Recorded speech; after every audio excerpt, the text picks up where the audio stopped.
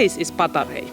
Patarei prison is a magnificent piece of classicist architecture. It was established in 19th century as a sea fortress, and then it served up to 1917 when the Russian Revolution broke out as an army barracks for the Russian Imperial Army. And it became a prison actually from 1919 when Estonian Republic just needed a prison because other prisons in the old town in Tallinn were burned during the revolution. And it served just as a regular prison during Estonian Republic that was existing for 21 years before the Second World War. But then things suddenly changed, and when the Soviets came and then Nazis came, the German army and then Soviets came back, it was used partially as a political prison, and thousands of Estonian citizens without any guilt were punished here, were held here, were shot here. When did the last prisoners left from here? Actually, Patarei served again as a regular prison after the re-independence of Estonia from 1991 to 2002. It was a prison still. So in 2002, all three last prisoners, and also the last one here was the block of the prison hospital, they left the building. Why do you think it is important to conserve Patarei? One thing is that I, as a representative of a remembrance institute, can say that Patarei is telling the story of 2 centuries. So if we take the destiny of Patarei as a sea fortress and army barracks in the 19th century, this is the period of imperial militarism. And this is the period about what we also would like to tell here in the museum. That is important, I think, for new generations to not just read a book or see a film. If you can touch the building, if you can be inside, it's absolutely different than a book or a film. So highly important for educational purposes.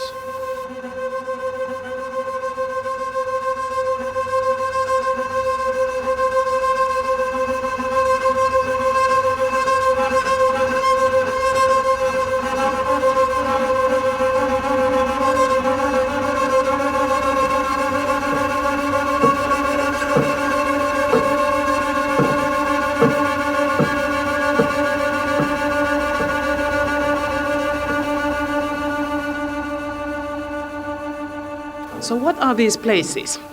Here is a typical walking box, so people in 40s and the 50s were able to visit this box for 15 minutes when they were imprisoned in Patarei, just to breathe fresh air and see the blue sky. Here in Patarei, not only prisoners were living, but also dogs. Those dogs were part of the guarding system, so they patrolled with the guards the territory of Patarei and lived here and died here in this prison. So what is this exhibition for?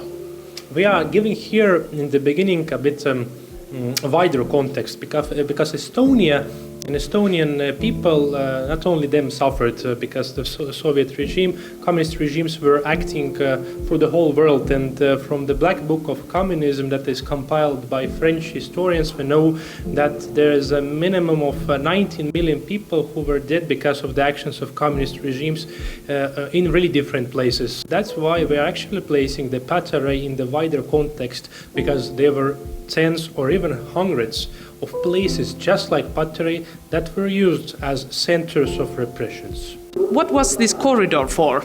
This building is actually one-person cell building. So usually here were held people individually who were sentenced to death or to lifetime sentence.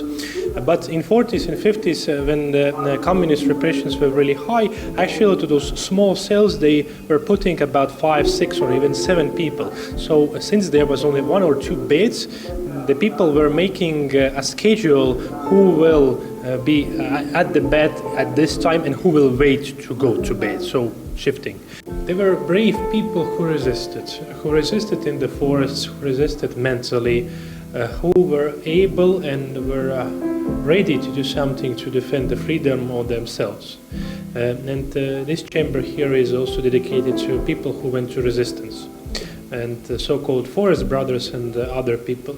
And it's important to know, of course, that they were people who acted by the Estonian law, because when you have the country occupied legally, actually all citizens have the right to resist, even by force. So their actions were legal and very important at the moment, are important in our society, to just see the other side, not only mass sufferings, but also being thankful to people who were brave and strong. And what place is this? Here, for example, is a cell that is dedicated to Estonian police officials. As we understand, when the tactics of the establishing of Soviet regime by force was to, of course, cut out all the people who serve the country as officials in different fields of life. Here are policemen, there are other officials. In that side, we can see military officers and so on and so on. For example, me, myself, in Estonia, I am an assistant police officer. I don't get money for patrolling the Tallinn city, but still I am helping the police. And if I just try to put myself in the situation of 1940, of course, I will be also eliminated.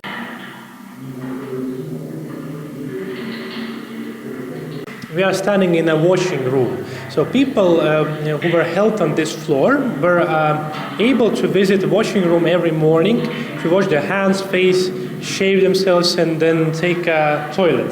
It's really hard to imagine because here are conditions really bad. And they just put some water inside this place, and the people had an opportunity to use this water that became impure really fast. So here you also can hear this kind of typical voices of the morning time here when it was a real prison. Behind this window is freedom and the sea. And in 40s and 50s, people say that from some windows in some cells they were able to see the sea, but it was highly prohibited to try to see the sea and to walk near the window. But some people really wanted. And then they even were visible for the guards that were patrolling outside on the promenade.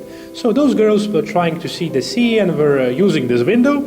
And one guard just saw them from the downside and just ignored them. And they were thinking that, well, they are getting much better. But then came the other one, took the gun, shoot to the window. And just by accident, nobody was dead. So what place is this? We are at the moment at the special room where people were punished for some different reasons. So no heating here, just a small room where people were put here for some days. And some of them waited here in this small rooms, the interrogation. So here we are also presenting a really nice story that belongs to Luule-Laine Johansson. She is a lady and she is still alive. She was imprisoned here in 1945. She was 17 years old. And when we were walking through the topic of Patarei prison, we also were meeting her. And we appointed a meeting of her with a girl that is also 17 years old, like Mrs. Johansson was at that time. And then she told a really nice story about a song that they actually created here in Patarei. And now you can actually hear it even a bit. It's hea tööd kõigile soovime me, good night, good night. It means that they created a tradition how the whole jail fell asleep. So the song was sung by the whole floor. And in that way, they were telling each other, have a nice night. And this girl heard this story and then tried to also sing this as she would imagine, as she would be in shoes of Mrs. Johansson. We are now actually near the execution chamber. People were taking here with the understanding that they are going to sauna, because near this room there was a sauna. So the guards took them here. They were telling them that they are going to sauna because they don't want them to resist. And then when people reached this place here, they understood that something is really wrong. And then the decision of this so-called court, actually those were troikas, so three men were deciding, the NKVD or KGB officers. And then the person was sentenced immediately here and brought to the execution chamber. And there was a separate officer was waiting with a gun and a shot to the head.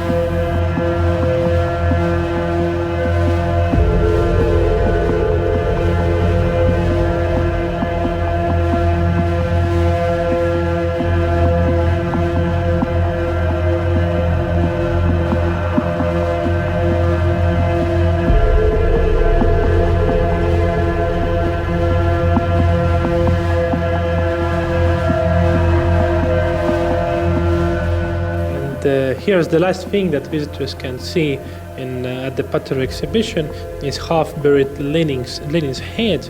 It symbolizes two things. The first thing is, of course, that communist regimes and communist political ideology fell apart in the world, and especially when the Soviet Union collapsed, we understood that it's absolutely ineffective, unhuman, and must not be there anymore. But still, there are a lot of people who think that it was not so bad. We must try to even repeat it. And there are some countries in the world where still governments don't respect human rights and human dignity using the lozenges and the flags of communism. So that's why this Lenin is half buried, but not totally buried. And here we also tell people that remembering helps to prevent the atrocities from recording in the future. So hopefully this exhibition will give people a sense how important is freedom, how easy it is to lose freedom if you believe too much in abstract ideas that promise you the heaven. Because life is so complicated, and the person and the nature of human is so complicated that there must be no one idea for everybody to the end of times. And if you exit this last room, you'll exit to the warm climates of Estonia, to sunshine, to feel the freedom.